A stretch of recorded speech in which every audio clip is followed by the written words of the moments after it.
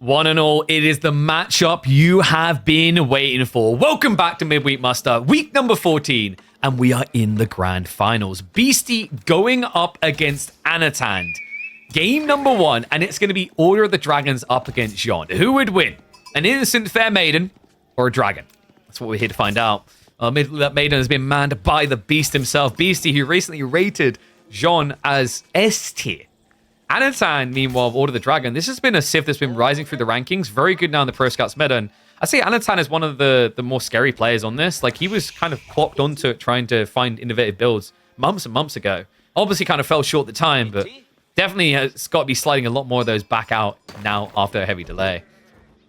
Exciting one as well. 7 games potentially between these two. Last time these two matched up, I believe it was a 4-1 outcome for Beasty. I think there was one game in there that looked like it could end up being, say, 4-2, shall we say. So Anatand, definitely capable of making Beasty bleed. There's no denying when you look at their performances, and apologies, we haven't upgraded the bracket yet. But when you look at their performances here, Anatand, he dropped one game to Dumu. It was a 3-1 score in the end. Beasty so far this week, not dropping a single game to make it into grand finals. Oh, sorry. There you go. To be specific, it was JD A tier, French S tier. Which kind of aligned with where I was feeling on the two. I remember about a month or two ago, I think French may be like approaching A tier. I wasn't quite convinced they were S tier yet, but like after that tournament, there's no doubt about it. When you look at the banning cycles now, the pick ban cycles, French is getting banned occasionally. It's getting picked in the second phase all the time. It's a bloody strong pick, but Jeanne obviously not too far behind.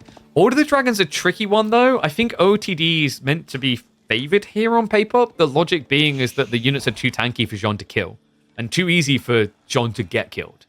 So with that in mind, I wouldn't be surprised if we're looking at melee Jeanne, just because if you go range Jeanne in the Pro Scouts meta, one Gilded Horseman could be curtains for that poor girl. And thank you, if and appreciate you. It would be good to have an auto bracket, because sometimes we're non-stop into game after game and we don't quite get the updates through in time. I mean, there's a load of cool things I'd love to have. I wouldn't mind having like a score pull from the Liquipedia side to show like how people are performing overall, like providing an incremental value of, you know, if you get first a lot, it's worth 10 points, second it's worth like 8. And then you can kind of see week for week who's like the best performing midweek muster people. There's some cool stuff we could do as time goes on for sure. So Skull Cavalry coming in, Archon on the other side. Yeah. Anyone else just feel like Order of the Dragon doesn't have a good feudal landmark choice? With HRE, now both of them are really, really good. But for OOTD, both of them are kind of eh. He's going Archon because on a map like this, you're probably not thinking infantry, so Minework loses some of its oomph. One interesting thing, though, this is not necessarily a great map for Pro Scouts Interception for OOTD. Usually, Order of the Dragon like Pro Scout maps where the map is linear. So like Dry Arabia or Cliffside, where you might get 2 deer spawns aligned between the 2 bases. On this map, remember, you have got... Was it 7?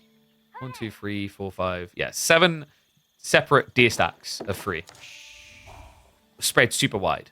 And what that means is it's very difficult for you to get Gilded Spearmen out to protect all of them. Order of the Dragon kind of runs into a similar issue on Rocky River. The difference on that map, at least, is because it's all squished towards the center of the map, you can more easily shuffle from point 1 to 2 to 3.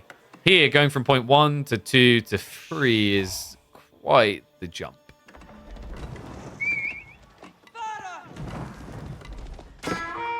So we do have Outpost coming up. Makes sense against Jeanne. She's going to try to raid you with knights. You just want to keep that protection. One thing that can get ugly here is how long it takes to garrison it in the outpost, though. So Jeanne, in range form at least, would get sniping opportunities. Now that he sees the outpost, I wonder if Beasty does consider range Jeanne. One thing that is very awkward, even with those snipering ideas, though, is remember, these villagers have 15 more HP. So on a normal villager, you need to hit twice with range Jeanne and then snipe. With these ones, you have to hit 5 times and then snipe. Now, even if you are a 68-year-old man who maybe has nerve damage in his hands, his reactions aren't what they once were, it's fair to say, even in that situation, with all the Dragon Villages, you can probably react quick enough to garrison before Jeanne would kill you. Pro Scouts race on the way. At least for one side. No, is he doing it? I think he is. Anno. He went for the double scout opener, but this is not the game for it. Or for what he's planning. He's just going fast castle. Usually when he makes this play, he has, you know, let's say 8 more sheep than his opponent. Look at the count this game. Anatan has 17 sheep. Beasty completely out-rotated him with 1 scout. Or did he go pro? He must have gone double, right? He went ahead and ended up with 23 sheep. Damn good sign. So Anno, considering it's fast castle, I'd be very surprised if it's Regnants. Burgrave seems more likely here. Just because whenever you see fast castling, the issue with the Regnants play is like you take so long to get your prelates out, your opponent can block you. You need someone to escort.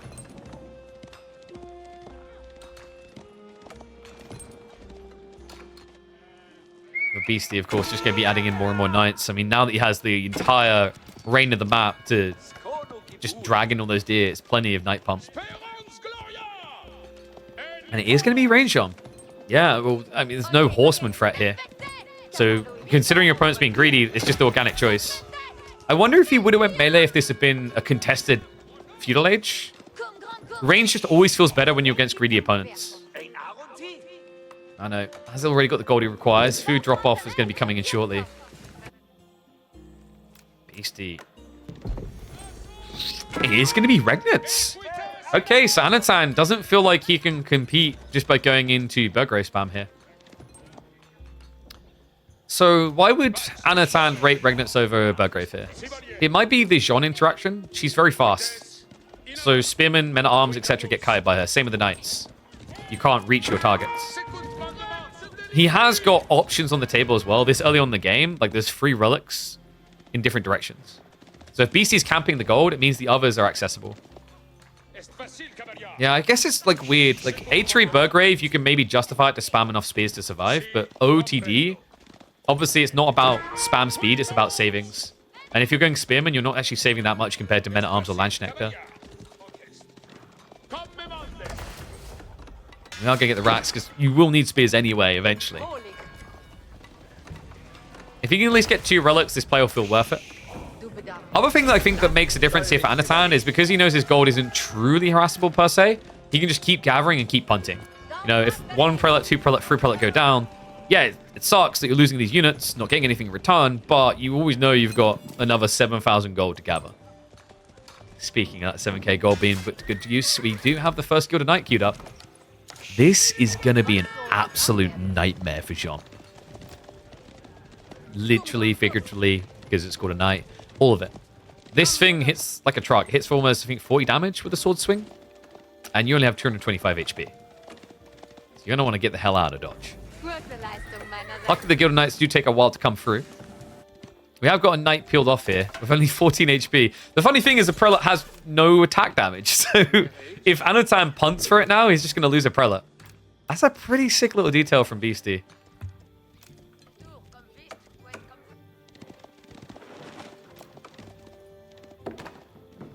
Oh, here we go. He has got a Spearman coming. Anno. He's like, I don't want to go out there. It's scary. Okay, I'll go look first. I mean, what's the worst thing that could be? It's a knight! Oh my god, Gilded Spearman OP. He one hit that 14 HP knight. Well, the rest are coming back, but the Gilded Knight is out. Hey guys, I'm just here to tank literally everything. Can go for an early wall low. I know. She's not too. She's going to switch on to Jeanne though. Uh-oh. Beasty. He's so focused on denying the relic, he's going to end up losing Jeanne. There's no easy way to protect her here. Tries to get the snipes out. Divine Restoration is going to be used. That means you're standing still. He's trying to micro in a way that he gets the kill after the fact. But it is not going to work out that way. Spearman will go down, but the Gilded Knight can just kite away. And what is up? Jax is myself. Appreciate the prime sub. I see what you tried to do there, I think. Guildhall coming in from Beasty. Interesting. With Pro Scouts, Royal Institute could have been an option because you can just keep vomiting knights. But I think he just knows that Gilded Spearman plus Gilded Crossbowman follow-ups are very scary here. So for Beasty, he sees his win condition as later in the game, right? Try to control the map, but end goal being Imperial. One rough thing I find with Order Dragon that makes them hate the Imperial so much is when it turns into like a widespread. I think for OOTD on this map in particular, it's very much a timed game.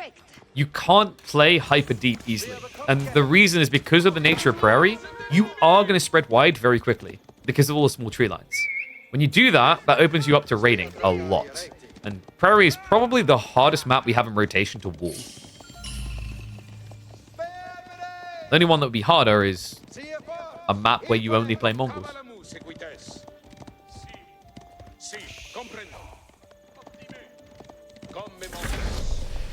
So, 2 more relics on the way home. Anatan's in a pretty cushky position here. The other nice thing is like he's spamming up prelates while playing Gilded Knights. Gilded Knights can sometimes be finicky, but this is the way you want to play them. So you can just peel back the engine and heal. The time being though, he's just keeping them active. So one lull deters. Spears are going to be able to keep him away. Upsides for Beasty, at least he's not being dove right now.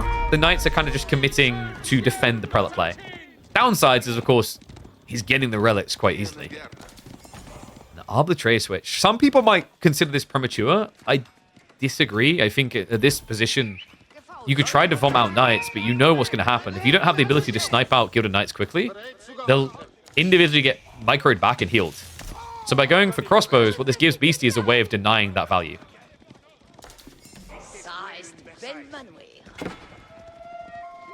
Blade has to be the hardest map to wall. Yeah, if you want to like wall the enemy's side. Actually, no, it's easy to wall them in. Pretty sure I dunked on Merlin in a free-for-all game we had.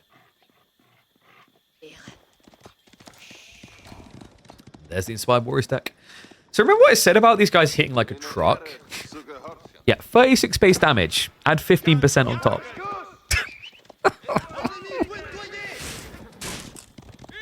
These things are brutal.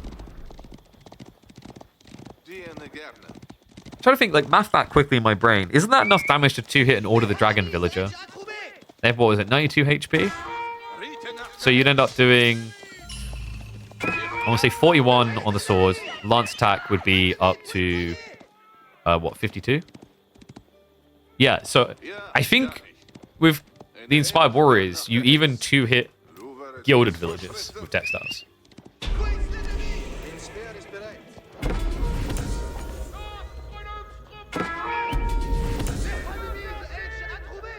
So decap's coming in. I love the fact that Anatan was able to take this just for the extra gold on the way. Beasty could take it for the extra XP in response, though. Remember, he is in age 3, so like it's usually someone you kind of forget about in these moments. I think for Beasty, he just feels he needs all the firepower because his spin is so tanky, and Arbitrary's base damage did just recently get nerfed. Little on the flank. Has been found, though, so we'll eventually get denied out. Tricky part is Beasty isn't really confidently in a position to go for the monks himself, right? He's got a relic right next to his base, but we don't have a monastery. It's only now coming in. This relic doesn't feel like it's going to be grabbable for him. This is less a mission and more an entire campaign to try and get this thing back. Meanwhile, for Anatan, it just kind of feels like a tutorial. Go over here and pick up this relic as HRE Order the Dragon. Wow. Crossbow's now getting queued up. These things are so painful to deal with. Anatan is pretty much just going now for what I think is widely considered to be the best unit OOTD has for most of the game. Gilded Crossbowman is like the scary beast in the dark. They still hit like a truck. You know, the other crossbows kind of got hit on their base damage quite a bit. These guys do a lot more than just tickle. 15 damage, and Inspired Warriors deck just adding the extra 2 in, plus the range. I mean, yes, Pavis can even that out, but for Beast, the problem there is, you know, against a normal crossbow, that means they have to run away for 1 tile. They can't just keep fighting. For Anatan, he can just step back 1 step, be out of range, you have to redeploy, moving the Pavis, and all of a sudden you're outranged again. I know, nice bank there. Sprune placements just feel so toxic with relics. You saw that range, right? I'm pretty sure that guy's got a 50 caliber Springald in there. Yeah, sometimes you see the damage values on these things, you think, is that kind of overkill? It's like someone putting a sniper scope on a shotgun. Like, why are we doing this? One of my favorite games used to let you do that, by the way. Extra imaginary points to anyone who knows what that game was. That would allow you to put a sniper scope on an 870 MCS shotgun.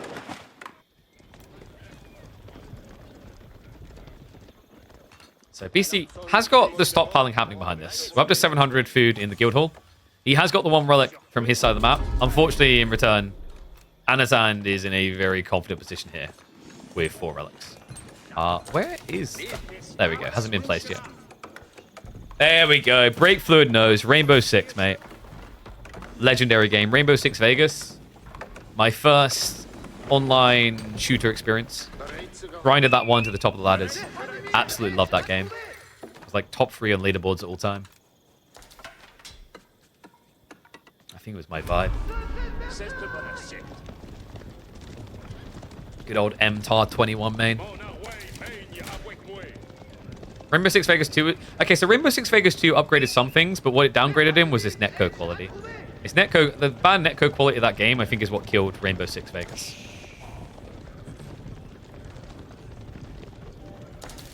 I say that was my first love. It was the first time that I shot. Wait. What's Jeanne's XP at? 16 minutes in, she got killed once, right? Didn't get many kills. I think he killed the boar. Didn't kill this one, though. Probably looking at like 18 minutes for level up. Maybe there's about 80 XP left to get. Oh, wait. Did he just hit it? There you go. 100 XP. Yeah, it's been kind of a sad, sad game. MTAR 21 main sounds toxic. Nah, the Famous is much more dirty. Oh, dude, look at all this Rainbow Six talk. I used to do pistol only challenges a lot. Can you believe it, by the way? I heard some people used to put duct tape on their screen so that they could see where their aim was going to be before they peeked. That's dirty. Like, what's the AoE4 equivalent of that? Oh, I know what it would be. It would be learning a spawn on a crafted map, and then on your LCD monitor, marking it with felt tip where all the resources would be. Flash coming in, though. Might be a mark of death for Beasty to try to get in here. He has got the Pavis drop. Ram is going to be dealing with the outburst. Anatan has a lot of crossbows, but this is what we talked about with the Beast, right? It evens the fight. Good if you can back away, but right now... What was that? Jeanne getting a little bit ambitious. I don't know if that was really intentional. Maybe a different control group. Beasty throwing away his fair maiden. That means immediately Anatan loves the idea of a fight here because he's not giving any side product over. He's not giving XP. Anatan now with 2,000 gold in reserve still. Do we just build more prelates?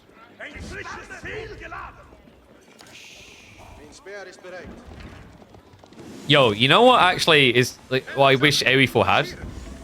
So, goated piece of tech.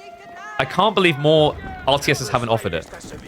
I wonder if anyone knows where I'm going with this. Supreme Commander. Supreme Commander had a very unique feature with its map overlay. It kind of needed it because if you've seen Supreme Commander, Subcom's maps are massive. But what you could do is you could use your second monitor as a dedicated map screen. Such a unique thing. Beasty. Oh, this is kind of unique. Trying to ram rush Order the Dragon with E-repairs. It's definitely ambitious. Jeanne is range form level 3 though. Is she going to get sniped? It looks like it. She gets a little bit too close here. Divine Restoration is still in cooldown. Oh no, she's gone.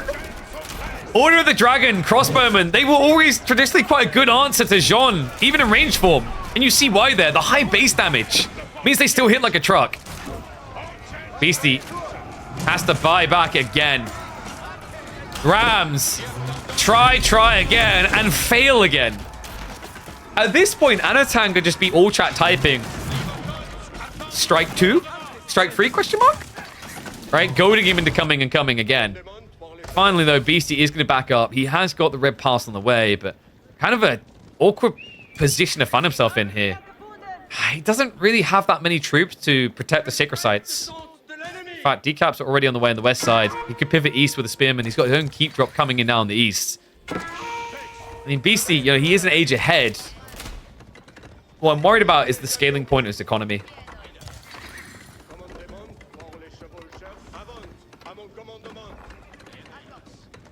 Why attack this spot only? Because he needed to go through the front side of the base, not the back of Arbitrie. If you wrap around the back of Arbalest, your opponent's going to just cut your reinforcements. You can only really get those rotations on the flank when you're playing cavalry. Because you have to keep in mind, like in the balance of the game, you're both scaling all your force into military.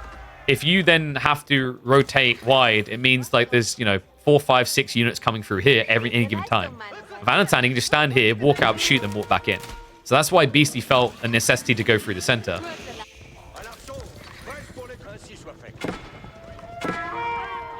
Horsemen are going to be able to raid in here, but Outpost's going to make it difficult. Do you think he's got enough of them? Wolves even coming in from the side. I know he's trying to do something that's quite hard on this map with the defensive play. But because BC only now is going into like mass cavalry after that gap being into Obelisk, it did make it a bit easier to weave the difficult terrain.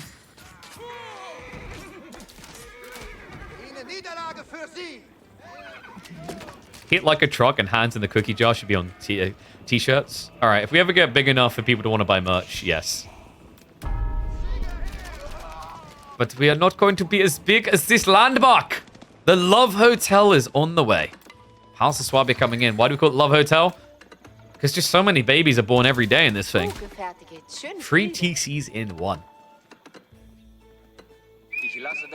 Gold access is still looking good, by the way. He has got the 4K in reserve. The 4K not too far beyond the tree line. And then on top of that, he has got 4 relics.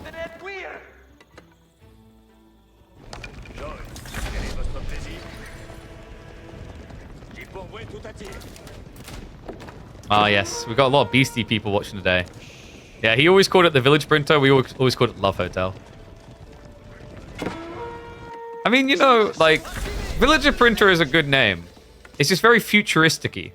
Love Hotel just kind of fits for the time, you know?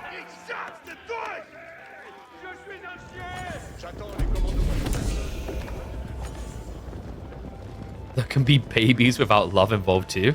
You, sir, had a very depressing childhood. So, back on the Sacred Site timer, Beasty...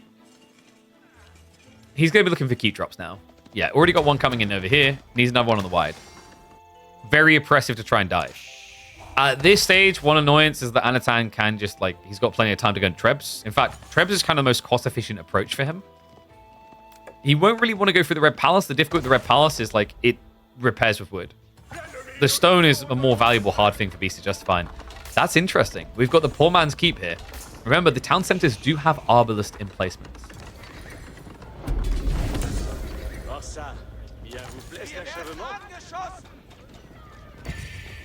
This is before hotels. I mean... But compared to cloning... Love Hotel just rings a lot better than Love Inn. Love Inn is confusing to people. Like, Love Inn just sounds like you're getting ready to make love. Oy, oy, oy. Oh, some crossbows are about to make love to Jeanne's face here. She should be immediately sniped. Actually, instead... No, he just kind of A-click galores into the fight. Anatan. Yes, goes Elite Tex here, but he may have misread the timing on this. Was not expecting Beasty to be that confident and strong. Yeah, Arbalist emplacements made a lot of difference in that TC as well. 43 extra damage coming from the town center alone. Adds up fast here. The Spearmen are essentially just getting shredded at the beginning of this engagement. And there's a lot of XP being fed over by Anatan. Beasty. Maybe lacking the front line, though. The second wave may be good enough. The hand cannon account. A few of them in the fight goes a long way here. Pavis drop did expire. And he's just ignoring Jeanne. Wait, this is going to be very close to level 4. Anno may have misread that fight. No, he put way too much stock into the elite crossbowman. Without remembering, at this stage, like, this was pre-crossbow strokes, by the way. That was meant to be the best fight he could have. Imagine if that tech had been there. He actually had the attack speed buffer, and it still didn't matter. Yeah, you wouldn't really think that crossbows have been nerfed when you watch Arbalist gameplay. And now, I imagine we're probably looking at, like, what, maximum 200 XP away? We can have a quick ganders here. Okay, actually, no, still a lot longer to go. I thought Jeanne would have got more out of that fight. So 932. That's not bad, then. Anatan still has some runway. He needs to get the next fight right, though. Horseman is the solid play here. Other rough part about that fight for Anatan is a lack of techs. He's in Imperial Age, but he didn't get anything that really makes you feel Imperial. You know, we always talk about Age 4, but when you think about it, there's a building that makes you feel like you're in Age 5. And Beasty, presumably... No, he doesn't have one either. I am, of course, talking about the universities. University involves the game in a whole other way. And for the Mass Spearman in particular, it would have been super effective considering they recently readapted it so that it gives bonus health again. 15% extra health on a unit this tanky goes a long way.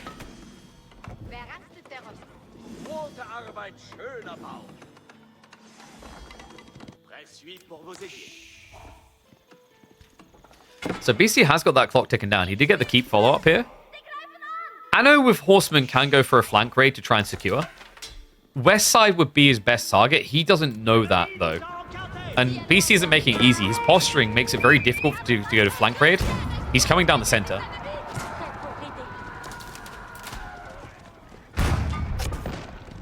And finally, we have an answer to that outpost. Yes. 8+ rams couldn't beat it. But one cannon may be able to... Oh, no, it's got your repairs.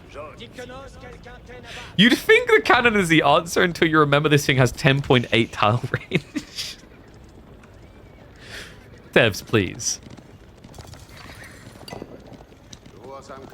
I still stand by my feelings on this. Like, I don't... If I had to choose one element of the relic buff that I think is ludicrous, it's actually sight range. I think they recently nerfed the sight range on HRE and Order of the Dragon outpost, right? For that reason. It was absurd. On the old patch, like this outpost would have seen out to like here. Kind of felt like you had an Imperial Palace, you know, the Chinese landmark. What's up, Monsieur Gumient? Thank you very much. Welcome to Swarm. I understand Swarm is ready to roll. We have got Mass Horseman now added in. Well, it doesn't look like Mass Horseman until you remember like each of these is worth 2 ponies. Yeah, these were all thoroughbred ponies that were meant to be twins, and they ate the twin in utero. Hence why they're so big. Glad I could explain Order of the Dragon logic. They are literally an entire population of twins that ate their twin before they were born. I want everything defensive nerfed? No, because I just said they can keep the other things. I was talking about the sight range. I think sight should be a more hard to achieve thing, right? Because that's how you get sneaky plays. That's how you get subtlety. What's up, Jeanne? Not subtle with the raid there. Thank you very much, mate. He saw that Jeanne is winning. He had to get in on this. Appreciate the raid. How do you feel about roads being built by workers? Just a small movement speed increase? I don't think villagers need more movement speed. Flash coming in, Horseman. About to get cleared quite quick, but second wave held in reserve by Beasty. This should be the fight that gets him up on a level. Surely the amount of horsemen that are dying in this. Hand cannoneers on the backside are pumping hard, though. Anatan with 13 of these bad boys. However, he's missing a certain element. We no longer have Inspired Warriors tech. That's a big deal. And there's the biggest deal of all. Jeanne de Blast has arrived. And that is where things get scary. All of a sudden, these crossbows are about to turn into Gatling guns. They're going to look more like Juge Nu than crossbows. Meantime, we do at least have him clawing out towards sacred sites. But Beasty has already taken this opportunity to start stonewalling them in. He's only left this one open because this is impossible with a red palace nearby. I know, it needs to move quicker than this. The walls... They didn't complete. The villagers, more of them are on the way, but the timing is not going to be ideal here. He's going to arrive a little bit too late. Horseman can intercept. The villagers will be shoved away. Anatan not dead yet. 3 minutes on the clock. Now able to start painting a picture on how to get a decap. And Beasty trying to now catch up in the hand cannoneers, but you know, this is limited resource gain. He doesn't have trade going behind this. He's got Guildhall to kind of keep pumping. But he just pulled the resources out of it. So we're starting again. And hand cannoneers at this stage, I mean, you need to keep a lot of active gathering on the map. For that reason, he's actually spread out wide to try and achieve that. But horsemen are starting to find him. Beasty now trying to guard on the east side.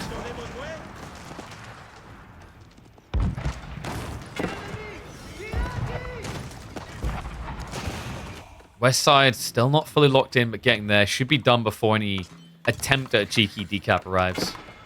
Anatan is fully fixated on this east side. Should be an easy enough decap, considering your opponent hasn't got any keeps now, but Beasty's going for the poor man's castle. We've got an attempt to spam out cannons here. behind the sacred site. Cannons just really need that sniping. Nicely done. Corvin's still not quite through the wall just yet. Gets caught again. Beasty on point here with the superior DPS cannons. Remember, they hit for 60 compared to Corvin's 40. Much easier to get a kill with these cannons compared to Corv's. Corv's are more rapid fire, but the trade-off is the lower damage reveal. Flash now coming in. There's a Robotical in there, though. Does get sniped straight away by the hand cannoneers. Frontline already failing Beasty.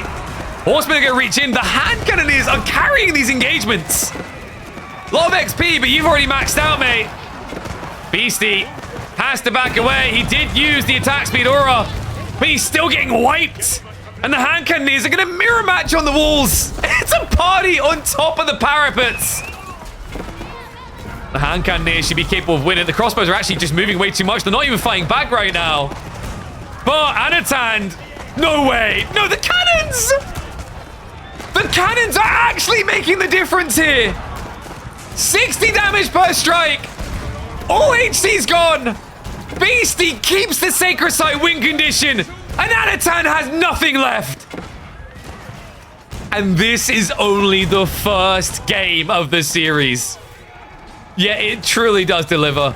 Anatan, his hand cannoneers were doing such a phenomenal job.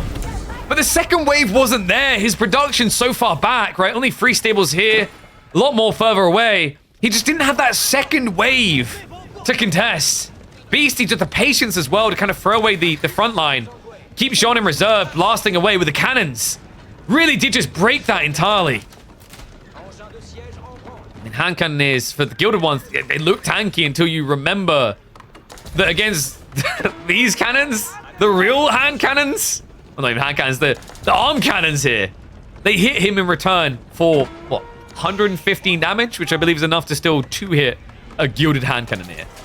So in some ways, it's kind of better that you're actually against these Gilded variety. We've got a decap attempt. Oh my. I didn't even think he'd try for it. I mean, he's desperate. He has to, right? But you see exactly why you can't. All he had to do was garrison it. Remember, every single garrison spot is going to be an Arbalest shot. You get absolutely disintegrated even trying to approach this thing. It's going to be west side now. We've got Rams. And he needs a lot of them. Knock, knock, 22 seconds. One ram is not going to be quick enough here. He needs more right now. Wait, please tell. No. No, is he going to lose the game because he doesn't have greased axles? I think he is. Oh, no. It's going to be just too slow. No greased axles. No win.